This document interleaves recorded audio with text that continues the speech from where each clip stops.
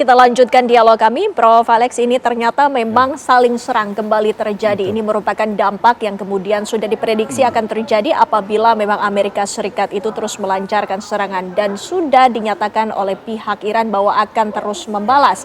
Dampaknya dirasakan secara global, apakah ini tidak beresiko bagi Trump sendiri? Ya, akan beresiko juga bagi Trump kalau misalnya perlawanan dari Iran itu akan terus meningkat.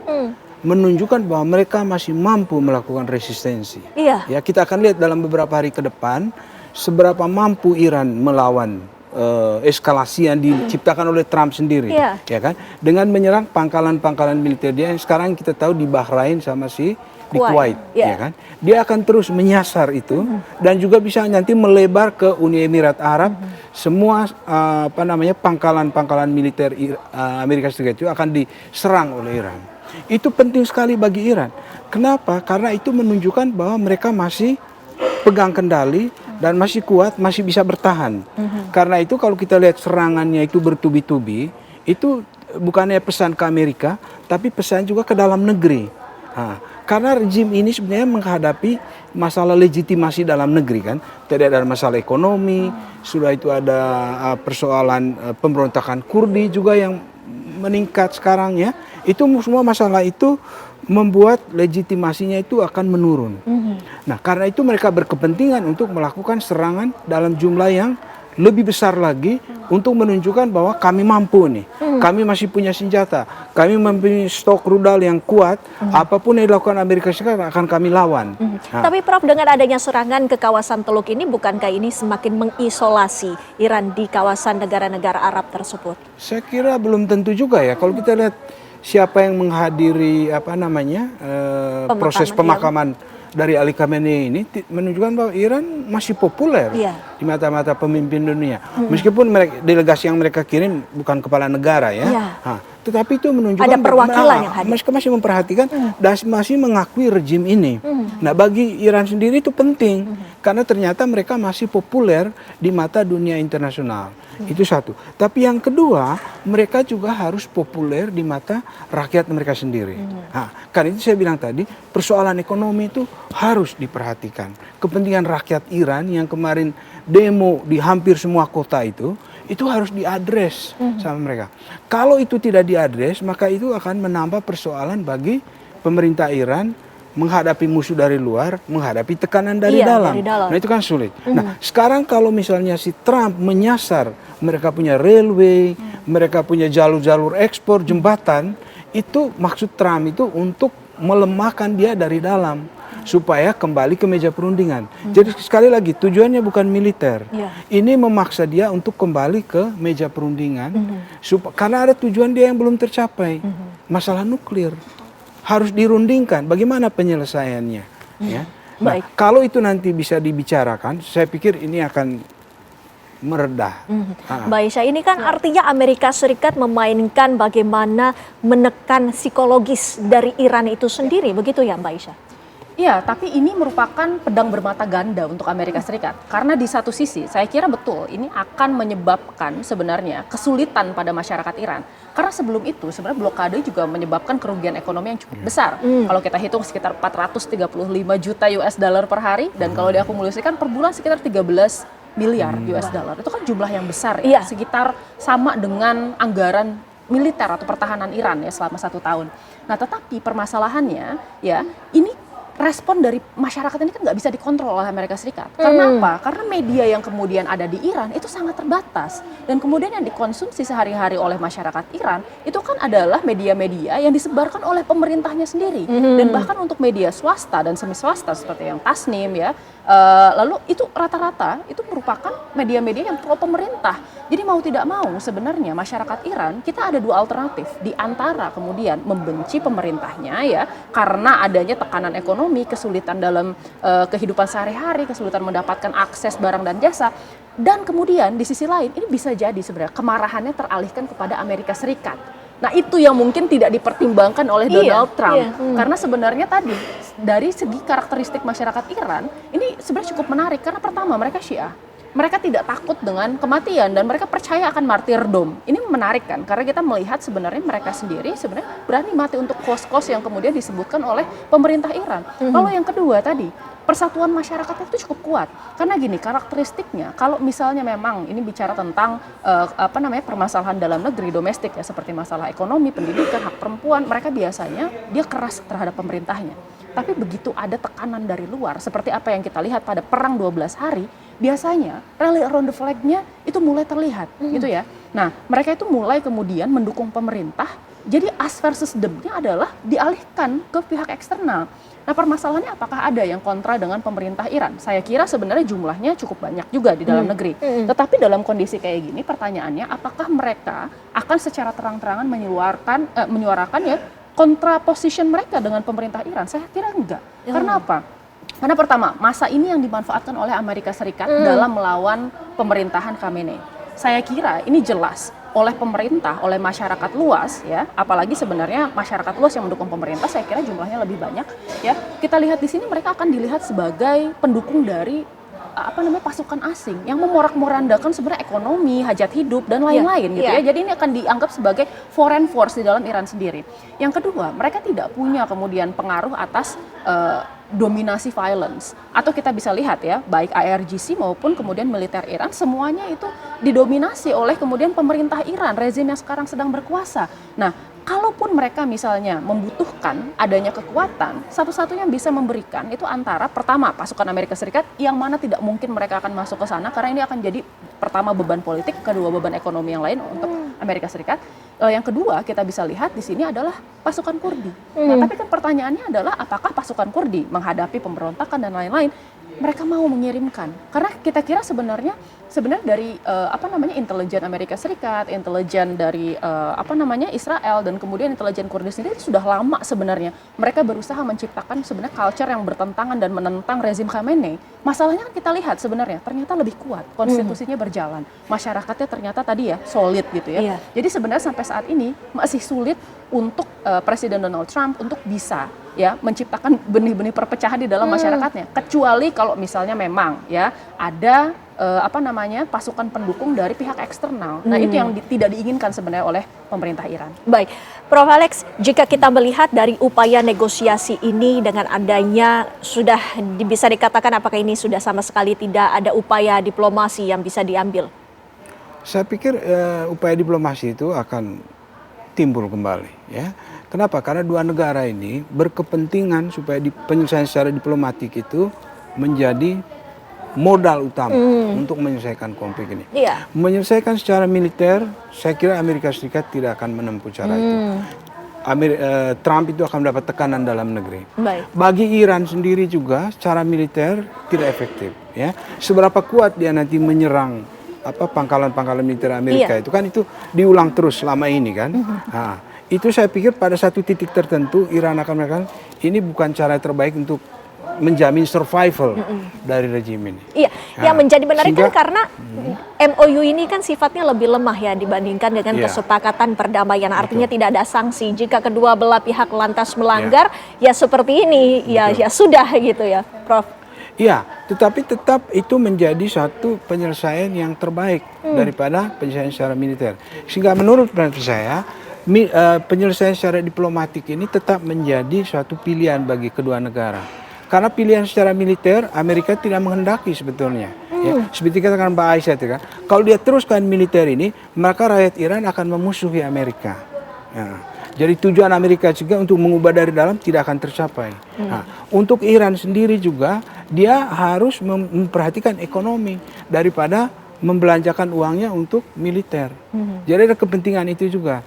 Nah, atas dasar itu, maka penyelesaian secara diplomatik ini masih menjadi pilihan bagi Amerika maupun bagi Iran. Nah, kita berharap ke depan ini mereka akan kembali untuk ke meja perundingan dan memulai perundingan itu.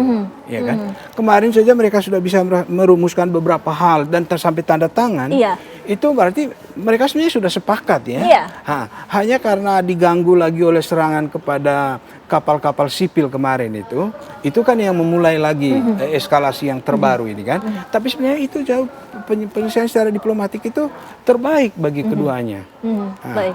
kita berharap dalam 1-2 hari ini akan kembali ke meja perundingan untuk menyelesaikan Baik, itu. jika kita berbicara mengenai gangguan, Mbak Isha, apakah yang sebelumnya ini hubungan Trump dengan Netanyahu sempat sedikit terletak, ini sudah mesra kembali? Iya. Saya rasa ini menarik karena kita lihat sebenarnya ada divergensi ya di antara kemudian kepentingan Amerika Serikat dengan Israel. Jelas kalau Amerika Serikat mereka ingin keluar dari peperangan ini, Iya. tetapi keluarnya dengan cara yang victorious. Jadi at the very least ada yang bisa mereka capai di sini. Oke, tujuannya di awal terkait pergantian rezim itu sudah tidak mungkin tercapai karena ternyata secara konstitusi mereka kuat, secara ekonomi mereka resilience ya. Ini urusan ekonomi ini sebenarnya lebih ke arah bertahan ya.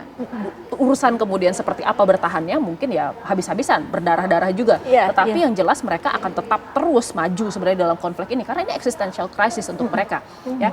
Nah, tetapi kalau kita lihat ya, dari segi Amerika Serikat sendiri ini sudah jelas mereka tuh sebenarnya menginginkan sebenarnya jalan keluar. Kalau misalnya tujuan akhirnya tidak tercapai, apa yang bisa mereka selamatkan? Oh ya, pilih salah satu strategic objektif yang kira-kira bisa membuat Amerika Serikat terlihat victorious di mata masyarakat dalam negerinya. Apa? Masalah nuklir. Nah, tetapi permasalahannya, masalah nuklir ini ditahan oleh Iran. Padahal sebenarnya kalau kita lihat pernyataan Pezeshkian di bulan Mei lalu itu menyatakan secara jelas bahwa mereka tidak menginginkan senjata nuklir. JCPOA sudah ditandatangani di tahun 2015 dan kemudian di tahun 2025 itu sudah disepakati juga permasalahan terkait masuknya asesor Amerika Serikat dan IAEA serta kemudian ya pengurangan stockpile uranium di Iran, pengenalan bahkan ya, pengosongan gitu ya. Nah, itu kan bisa kita lihat sebenarnya bahwa Iran nggak masalah dengan itu karena memang dari awal mereka tidak punya tujuan untuk membangun senjata nuklir. Iya. Masalahnya dia tahu ini bisa menjadi leverage untuk Iran. Oleh karena itu sebenarnya ini ditaruh di belakang. Dibuatlah itu strategi di coupling di awal. Masalah Hormuz ini ditaruh di depan, oke kita bicarakan, kita kemudian coba untuk kemudian ceasefire dulu. Lalu kemudian kalau mau mendapatkan simbolis kemenangan di akhir harus menuruti keinginan-keinginan Poin-poin Iran dulu. yang sebelumnya itu Betul, di atasnya. poin-poin tersebut. Nah, ini yang menjadi permasalahan karena Amerika Serikat merasa bahwa poinnya tidak menguntungkan mereka, gitu ya. Dan sebenarnya setelah kemudian MOU ditandatangani, bahkan kemudian ya public figure masyarakat di Amerika Serikat yang pro-Republikan itu mengkritisi dan menganggap ini bahwa ini adalah pernyataan kekalahan oleh Donald Trump gitu. Nah, ini kan menarik kalau kita lihat di situ. Nah, oleh karena itu saya kira sebenarnya kenapa Amerika Serikat sulit sekali untuk menurunkan tensi itu karena sebenarnya ada keinginan Amerika Serikat untuk terus maju ke meja perundingan tetapi dengan cara-cara yang mengedepankan tekanan ya. Jadi dia ingin merubah sebenarnya poin-poin yang sudah disepakati di MOU kemarin dinegosiasikan ulang melalui perjanjian pertemuan di Qatar, melalui pertemuan mungkin di masa depan ada lagi ya katanya mau di Islamabad lagi gitu ya. Dan kita bisa melihat bahwa di dalam perundingan tersebut nanti pasti tidak akan 100% seperti apa yang ditandatangani di MOU. Pasti akan ada kemudian penyelarasan pandangan di antara Amerika Serikat dan Iran. Dan kita tahu bahwa yang namanya perang itu kan selalu yang kita lihat sebagai hasil akhir itu adalah kemenangan strategis. Karena gini, berakhirnya perang ini ada 3 kemungkinan. Antara kemudian kekalahan militer, which is nggak mungkin ya, karena Amerika Serikat saya kira udah cukup exhausted untuk maju ke medan perang. Lalu yang kedua adalah kelelahan secara ekonomi, yang mana ini dialami oleh kedua belah pihak. Yang ketiga, ini adalah kemenangan secara strategis atau kemenangan secara diplomatik. Nah, ini cukup menarik karena kita lihat sebenarnya kemungkinannya ini masalah ekonomi dan kemudian masalah diplomatik ini akan jadi determinan faktor yang menentukan nanti jalan ke depannya. Jadi saya juga sama seperti Alex, semoga saja ini sebenarnya negosiasinya bisa berjalan lancar, kedua belah pihak bisa menurunkan tensi dan mereka mengedepankan sebenarnya komunikasi, diplomasi dan kemudian mediasi agar apa yang kemudian sudah disepakati di bulan April kemarin itu tidak kembali lagi menjadi tangga eskalasi yang terjadi selama bulan Februari sampai ke bulan April. Iya, tapi kan sebenarnya rencana untuk menyerang Iran ini sudah dilakukan ataupun sudah disebutkan oleh Trump sebelumnya bahwa akan mengancam, akan menyerang di saat Iran sedang bergabung adanya pemakaman dari Khamenei. Ya, ini kan permasalahan etik sebenarnya. Ketika sedang berduka, seharusnya ini dilihat sebenarnya sebagai sebuah situasi yang sebenarnya secara etik ya sebenarnya tidak elok lah untuk menyerang dalam kondisi orang berkabung.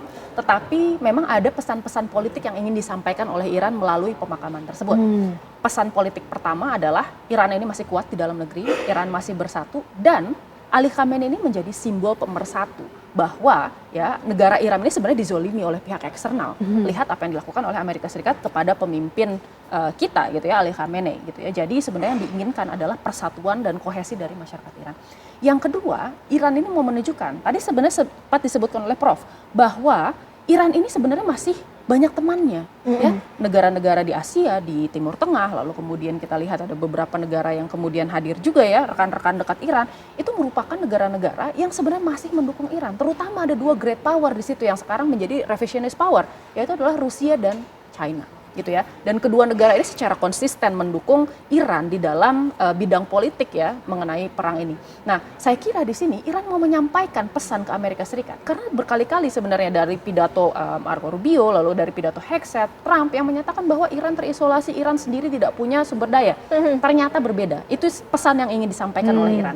Nah, di sisi lain saya kira Iran juga ingin menyampaikan pesan lain bahwa adanya kemudian dominasi di dalam peperangan ini gitu ya. Perang ini membuat mereka lebih kuat, kita punya dominasi. Trump tidak ingin sebenarnya pesan itu sampai ke muka dunia. Oleh karena itu sebenarnya ya mereka tetap melakukan tekanan agar kemudian pasti ada gangguan di dalam prosesinya gitu ya, dan kemudian ini teralihkan dari isu bahwa Iran ini masih populer, ada legitimasi ke arah tadi, ke arah permasalahan bahwa Iran ini sebenarnya tidak sekuat itu. Iran itu lemah karena tidak bisa misalnya menghentikan serangan Amerika Serikat di sejumlah titik-titik populernya.